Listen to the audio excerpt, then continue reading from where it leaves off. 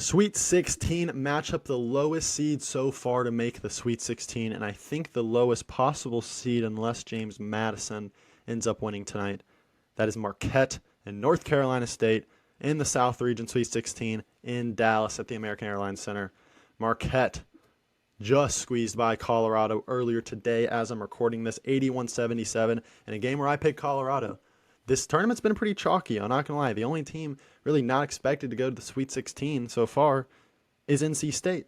And honestly, they probably could have been favored in both games they've played, given Kentucky got upset in the first round. But let's talk about how Marquette got to this game. Marquette obviously beat Western Kentucky in that first game, a game they were down 7 at halftime. It's kind of a theme with a lot of these high seeds. They struggle early, they end up, their talent settles in, and they end up getting the big second half beatdown. They outscored them by 25 in the second half. But being down 7 at halftime was scary. Not going to lie. Cam Jones ended up with 28, 10 of 16 from the field. They ended up winning, but a fast-paced team like Western Kentucky made them struggle early. Then they play a team like Colorado Colorado's unbelievable. I can't believe they were 26-11. I mean, 26 wins is a lot of wins. Marquette's got 27. Obviously, they didn't have the better wins, the good wins like Marquette does. But this Colorado team was severely underseeded, in my opinion. They've got 3 NBA guys: Cody Williams, KJ Simpson, Tristan Da Silva. But it was Tyler Kolek that was the best player on the court in this one. 21 points, 11 assists, 10 of 14 from the field.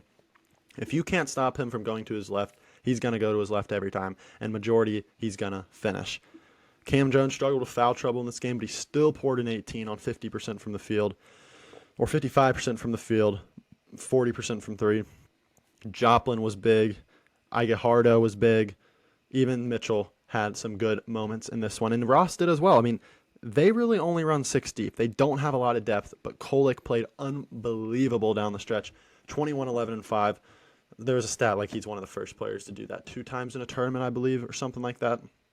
But they're going up against an NC State team that's probably the hottest in the country. Obviously, they won 5-5 in the ACC tournament to take that.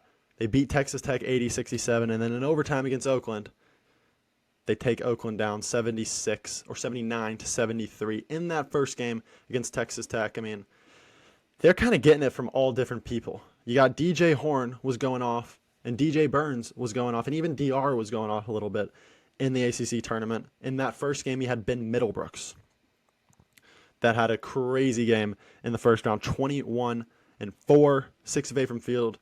He had 10 free throws. Ben Middlebrooks getting to the line 10 times. You love to see that.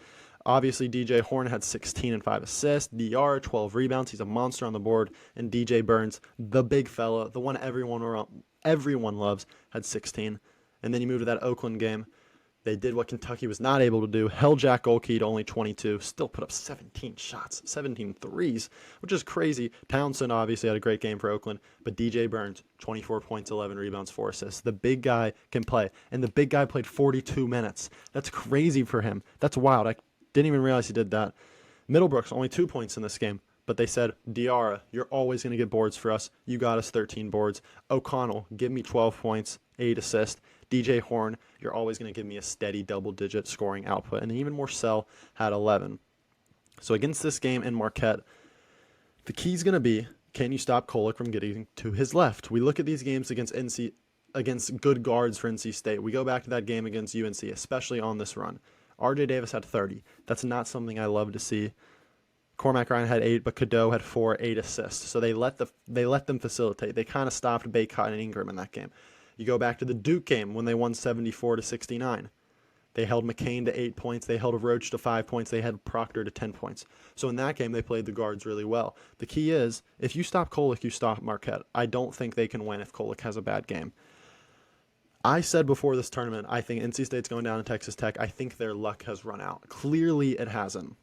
And clearly, they're playing newly inspired. And they have talented guys that can match up with Marquette toe-to-toe.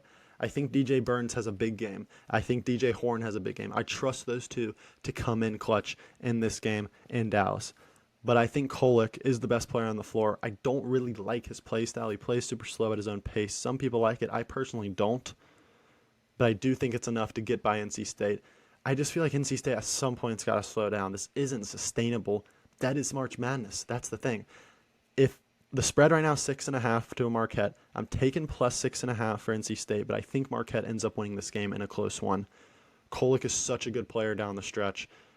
I trust him a little more than DJ Horn.